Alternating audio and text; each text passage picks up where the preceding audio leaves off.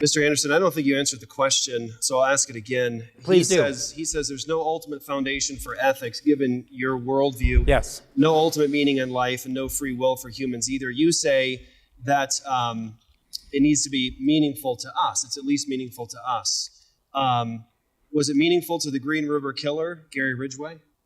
Was his determination of what was meaningful for him just as valuable or meaningful as your perspective that he was wrong? Meaningful is different than defensible. I work with murderers and pedophiles. That's incoherent. Yeah, that's...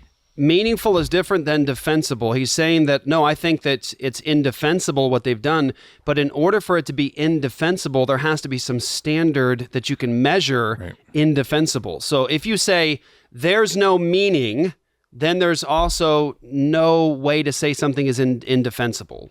Because if something is defendable, then there's a standard of meaning that we're all wrapping our hands around to say, no, this is what's meaningful, so what you're doing is indefensible. So what he's saying is it's just incoherent.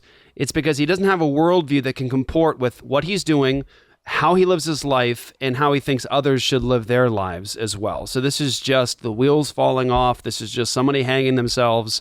And I mean that with all due respect to the man, but we have to expose the foolishness of unbelief, take down every argument that exalts itself against the knowledge of God, and that's what we're doing. That's an incoherent thing to say. All the time, I have a least favorite pedophile. Are they wrong? He's very annoying. Yes. They're absolutely wrong. They are absolutely wrong. Or they are technically intersubjectively wrong. So they're not absolutely wrong? No, because it's all a conversation. So the debate's over, friends. They are intersubjectively wrong. So you admit, Mr. Anderson, that they are not absolutely wrong. The Green River Killer is not absolutely wrong. Ted Bundy is not absolutely wrong. Child rapists are not absolutely wrong. And you came to debate that your worldview provides a foundation for ethics? Yes, the humanist perspective does provide a foundation for ethics because, again, rape is wrong, murder is wrong, according to the cultural conversation that we are all of which a part. So if a society draws a circle around themselves and says that you can kill and cannibalize other human beings, as long as they're a large enough society that draws a circle around themselves and they determine that it's right to eat other humans? Some cultures have believed that, yes, and okay? they are part of the conversation. They're part of it. It's fascinating to watch them try to hold these things together. Some people believe that, and they are part of the conversation. There you go. That's unbelief right there, right before your eyes and ears. That's what you have. But there's a collision just a few moments before, in that he says that these things are unacceptable morally. Yeah. Right? Indefensible. Right. Yeah, indefensible. Because the cultural conversation has decided that they're indefensible. Right. But like you said, what happens when you have a group of people that they accept that kind of behavior?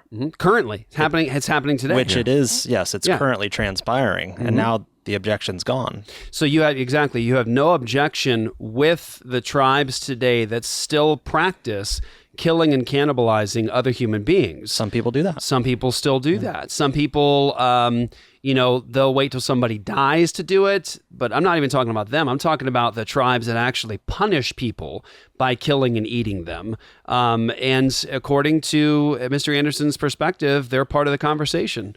And, some people do that. And, could be right in that perspective. Just as long as you get enough people to agree with you, and as long as the conversation tends toward that direction, and there's ultimately enough people that are on that side of the conversation, then it's okay to kill and cannibalize other human beings. I was just going to say, saying they're part of the conversation is a non-answer. That's his escape. Whenever you press him on something, is there something objective? Then it's just part of the conversation. It's almost like, okay, well, let's talk about it. I'll entertain the notion that it's okay to do this as long as you feel included. Yeah, that's academy speak. Yeah, that's what that is, right? So I don't have an answer, but let's make it sound sophisticated and erudite, and that's what it is. Given what you've just said, why ought we to love our neighbors rather than eat them? Because that is what they prefer. And that is part of the cultural conversation. And yes, all of these groups should be part of the conversation, and I think we should be horrified by what Mao and Stalin and Pol Pot have done. But you've already admitted, Mr. Anderson, that there's no absolute above Mao or Stalin or Pol Pot. So let me finish the question. Yes. Why should we be horrified when there is no absolute standard to hold them to? You've already agreed that if they decide as a culture and community that what they did was right, morally right, then they're right in your system. And there's no complaint. Because the victims would not agree, and the victims also have a say. The victims, you believe, are descendants of bacteria. Yep. So the debate was over. Mm-hmm. Yeah. That was the first, maybe 4 or 5 minutes of cross-examination out of 20, and the debate's over. He admits that there's no ultimate, no absolute, coherent appeal to ethics from his perspective and in his system. He admits that human beings are the descendants of bacteria. And so there's no meaning, there's no purpose, there's no ultimate ethics, there's no absolute ethics. And yet he's coming to a public debate to argue that that perspective gives you a grounding for ethics. The debate was over. Their perspective is essentially Jeremy Bentham's utilitarianism, a version of it. And so utilitarianism says you should work for the greatest happiness of the greatest number of people. Jared expanded that in the debate to say you need to work for the greatest well-being and greatest pleasure in the most people. But he seems to not understand the deficiency in his perspective, that he's just claiming that, but hasn't justified it. And it goes to the question of preference as well. So you could say, here it is, ready? Human beings like well-being, okay? Grant that as a fact. Okay, grant as a fact, it's not disputed.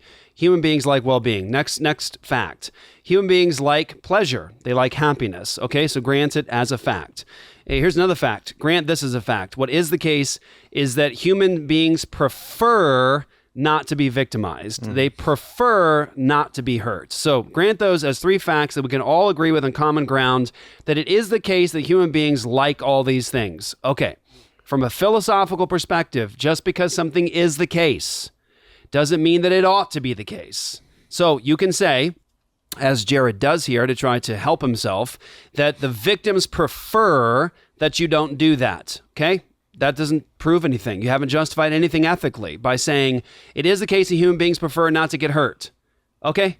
That means nothing, because this is a question about warrant and justification for ethics. It is the case they don't like to get hurt. That's fine. It doesn't mean that it ought to be the case that I don't hurt them. Mm-hmm. Right? Do you get the point? You can't get an ought like that from that kind of is. Yeah. It is the case that they like these things. That's great. Granted as a fact. It doesn't mean that you get an ought from it. We're talking about oughts here. Then has to bring in questions of something that is transcendent, as you just said, something that is ultimate, beyond them, above them, cosmic justice, the character of God, the justice of God, the judgment of God, all those sorts of things, because you can't just say human beings like well-being and so we should work for their well-being, because guess what? There's a lot of people today in prisons that we put behind cages that didn't believe that, and they still don't. And we keep them there, at least from the world's perspective, to not release them around other people so they continue perpetrating their desire to harm other human beings. I mean, like it or not, it's a fallen world. There are lots of people that actually get a lot of pleasure out of harming other human beings. They love it. They like it. And according to Jared, they're part of the conversation.